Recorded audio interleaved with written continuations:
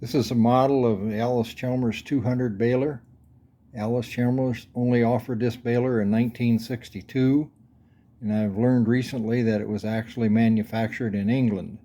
As you can see on the book at the lower left corner, it says printed in England.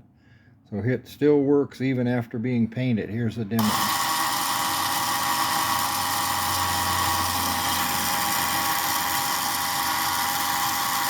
I have it operating from my motorized AC 7050.